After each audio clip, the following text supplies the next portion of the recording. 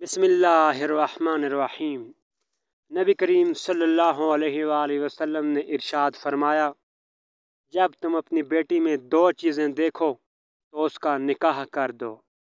نبی کریم صلی اللہ علیہ وآلہ وسلم کا یہ فرمان بتانے سے پہلے آپ کو چھوٹا سا ایک واقعہ سناتے ہیں۔ دو سگی بہنوں نے اپنی اولاد کا رشتہ آپس میں طے کیا ہوا تھا۔ لڑکی کی نظر کمزور ہو گئی، جس کی وجہ سے وہ چشمہ لگانے لگی۔ کچھ عرصے بعد دونوں بہنوں کے درمیان اختلافات نے سر اٹھایا۔ بات یہاں تک پہنچی کہ لڑکے کی ماں کہنے لگی، میں اپنے صحیح سلامت بیٹے کی شادی تمہاری اندھی بیٹی سے نہیں کر سکتی۔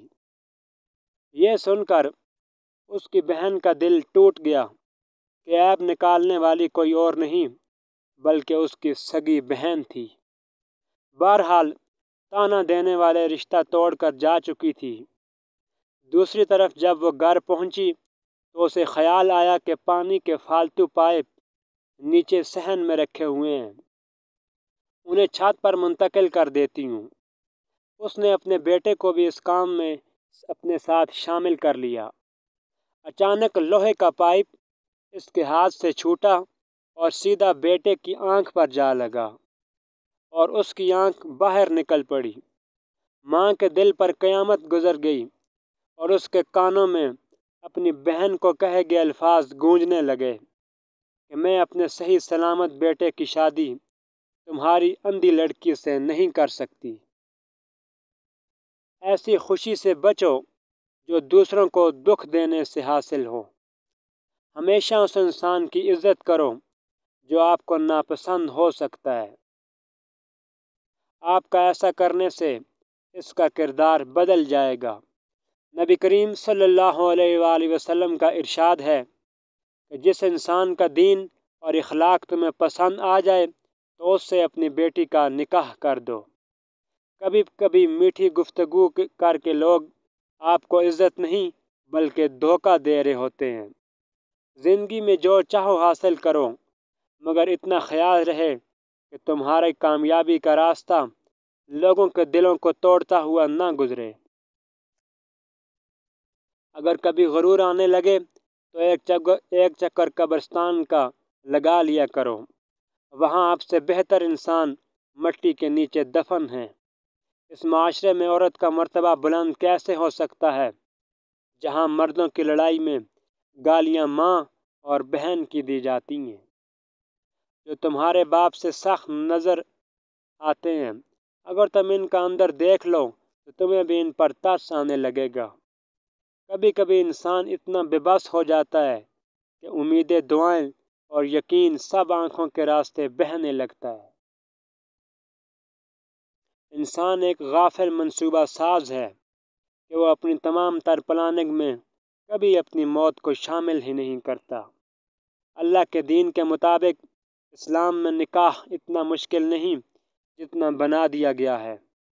آج ہماری خواہشات اور توقعات اس قدر بڑھ گئی ہیں کہ ہم کہیں بھی کسی بھی معاملے میں سمجھوتہ کرنا ہی نہیں چاہتے، وہ خواہ لڑکا لڑکی کی شکل و صورت ہو، قابلیت ہو، آمدنی ہو یا پھر اس کا نسب و نسق مطلب خاندان۔ لڑکا چاہے تو کسی فیملی ہیرو سے کم نہ ہو، عمر 25 سال سے زیادہ نہ ہو اور کمائی اتنی کہ پیسہ برس رہا ہو۔ لڑکی چاہے تو حور پری، قابلیت لڑکی انجینئر سے کم نہ ہو، عمر 20 سال سے زیادہ نہ ہو اور گھر کے کاموں میں بھی اتنی سگڑ اور عقل مند کی نانی دادیوں کو بھی پیچھے چھوڑ دے۔ نکاح کے مقدس رشتے کی بدولت صرف دلہا دلہن ہی ایک دوسرے سے وابستہ نہیں ہوتے بلکہ دونوں کے خاندان بھی آپس میں جڑ جاتے ہیں۔ چنانچہ شادی کے لیے رشتہ دیکھنا، پرکھنا، پھر اس رشتے کو منظور یا نامنظور کرنا بہت ہی اہم فیصلہ ہوتا ہے، کیونکہ اس کے اثرات کئی زندگیوں پر پڑتے ہیں۔ رشتے کا معیار، اسلام نے اس حوالے سے بھی ہماری رہنمائی کی ہے۔ چنانچہ رسول پاک صلی اللہ علیہ وآلہ وسلم نے لڑکی کے رشتے کے لیے بنیادی معیار بیان کرتے ہوئے فرمایا، کسی عورت سے نکاح کرنے کے لیے 4 چیزوں کو مد نظر رکھنا چاہیے۔ پہلا، اس کا مال، دوسرا حسب و نسب، تیسرا حسن و جمال اور چوتھا دین۔ پھر فرمایا تمہارا ہاتھ خاک آلود ہو، تم دیندار عورتوں کے حصول کی کوشش کرو۔ یعنی عام طور پر لوگ عورت کے مال و جمال اور خاندان پر نظر رکھتے ہیں، انہی چیزوں کو دیکھ کر نکاح کرتے ہیں، مگر تم عورت کی شرافت و دینداری تمام چیزوں سے پہلے دیکھو۔ مال و جمال فانی یعنی ختم ہو جانے والی چیزیں ہیں، اور دین لازوال دولت ہے۔ مال ایک جھٹکے میں، جمال ایک بیماری میں جاتا رہتا ہے۔ بیٹی کی شادی کہاں کروں؟ تابعی بزرگ حضرت سیدنا حسن بصری رحمۃ اللہ علیہ کے پاس ایک شخص آیا اور عرض کی کہ میری ایک ہی بیٹی ہے جس سے میں بہت زیادہ محبت کرتا ہوں، اس کے کئی رشتے آئے ہیں، آپ مجھے کس سے شادی طے کرنے کا مشورہ دیتے ہیں؟ تو آپ نے اس کو فرمایا کہ اس کی ایسے شخص سے شادی کرو جو خوف خدا والا ہو، کیونکہ اگر ایسا شخص تمہاری بیٹی سے محبت کرے گا تو اسے عزت دے گا، اور اگر نفرت بھی کرے گا تو خوف خدا کی وجہ سے ظلم نہیں کرے گا۔ موجودہ زمانے میں اکثر والدین اپنی اولاد کے لیے اچھے رشتوں کی تلاش میں پریشان رہتے ہیں۔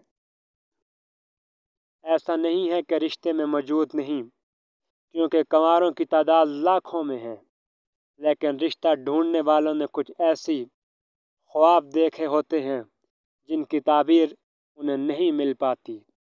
اس لیے اگر صرف مالی حیثیت، عزت، شہرت، حسن و جمال اور اسٹیٹس کو ہی فوکس کرنے کے بجائے حسن اخلاق، حسن سیرت، رہن سہن کے سلیقے اور آداب کو بھی پیش نظر رکھا جائے تو شادی بیاہ میں رکاوٹیں کم ہو سکتی ہیں۔ پھر یہ خوبیاں گھر آباد رکھنے میں بھی مددگار ثابت ہوتی ہیں۔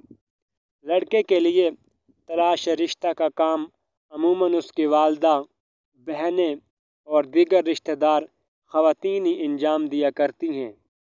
ایک دور تھا کہ بڑی عمر کی عورتیں لڑکی کی صورت کے ساتھ ساتھ سیرت جیسے اٹھنا بیٹھنا، بولنا چالنا، کھانا پکانا، گھرداری اور تعلیم و تربیت وغیرہ کے معاملات بڑی حکمت سے چیک کر لیتی تھیں۔